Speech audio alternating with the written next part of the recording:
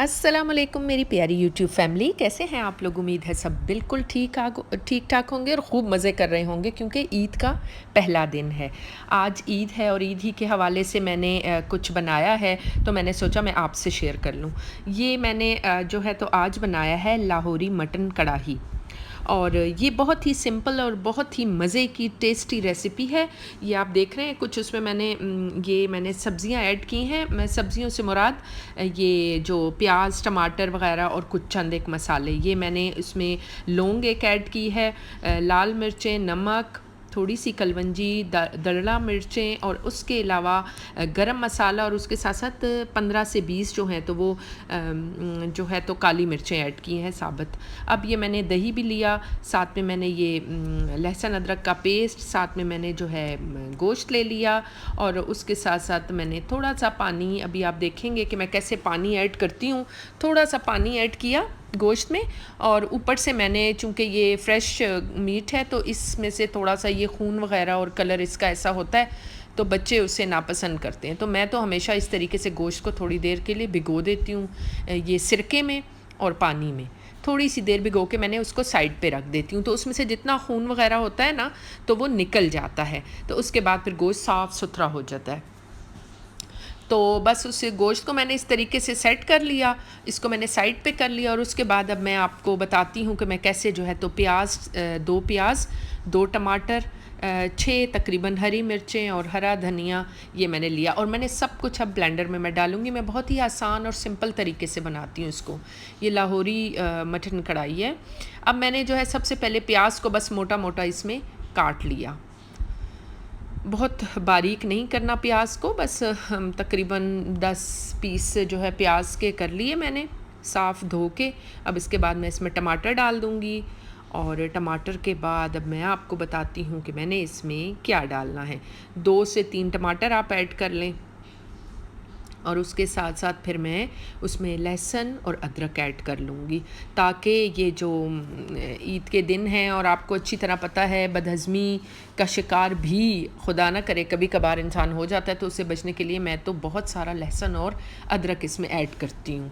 तो ये लहसुन और अदरक मैंने डाला, और ये मैंने सारा का सारा जो है तो प्रेशर कुकर में सारा मसाला, थोड़ा सा मैंने उसमें पानी डाल के मैंने उसको ब्लेंडर में वो कर लिया, चॉप कर लिया, और उसके बाद अब मैंने उसमें गोश्त में ऐड करी। उसको मैंने अच्छे से धो लिया, सिरके वाले पानी में जो रखा हुआ था ना, मैंने उसको अच्छे से धो लिया, पानी गिरा के धो के। ये थोड़े से मेरे पास जो है पीसेस उसके भी आ गए थे, चर्बी के फैट्स, और वो भी मैंने डाल दिए। और बस फिर इसी तरह मैं जो ऑयल है वो बहुत कम डालूँगी। हम तो वैसे भी आपको पता है कि हम लोग तो ऑलिव ऑयल इस्तेमाल करते हैं। अब इसमें मैं आपको बताती हूँ कि सिवाय ये जो लौंग है एक, और ये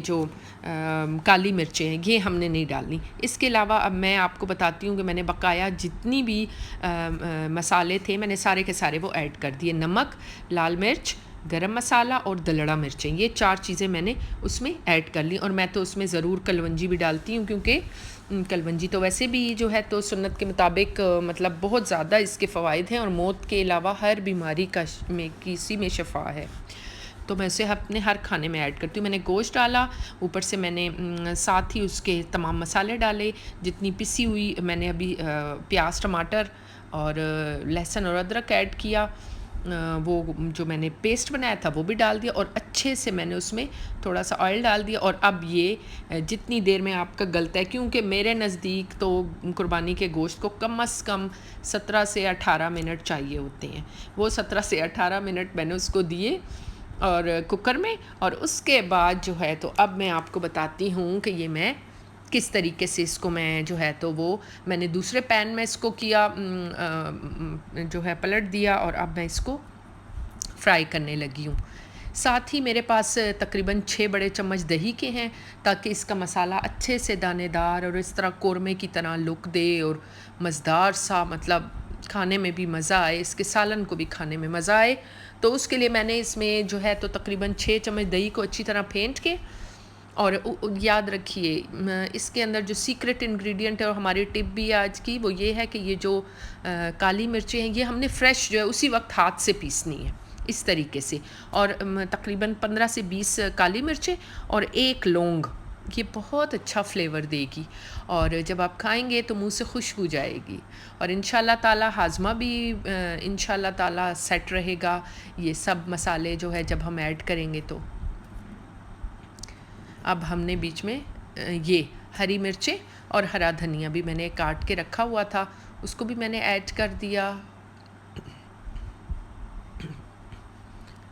ہاں، یہ کتنا اچھا سا فائن سا کلر بھی اس کا آ رہا ہے، اور اتنی اچھے سے اس کی بھنائی بھی ہو رہی ہے کہ بس دل خوش ہو گیا، دل چاہ رہا ہے ابھی ابھی کھانا شروع کر دوں۔ چلیں، عید کا دن ہے، اب تو کھانا ہی کھانا ہے، کافی دن تک، 2-3 دن تک تو ضروری۔ چلے ملتے ہیں پھر نئی ریسیپیز کے ساتھ۔ اللہ حافظ۔